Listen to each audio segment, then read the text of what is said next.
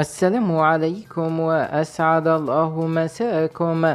عرفت صبيحة اليوم الجمعة وحدة أمراض القلب المستشفى الجامعي ببتنة انتشار لرائحة غريبة أثرت سلبا وبشكل كبير على المرضى وأهاليهم من زوار هذه الوحدة.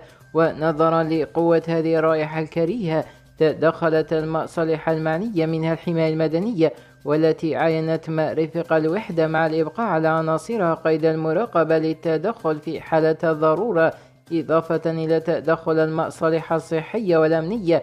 وقال مدير الصحة بولاية بتنة أن تحقيقات المصالح الطبية المتخصصة جارية لتحديد مصدر الرائحة، ورجح ذات المسؤول أن سبب الرائحة إما بعض المواد المطهرة للمراحيض التي قد تكون المنظفة استعملت كميات كبيرة منها، أو مادة الفورمولا المضادة للبكتيريا.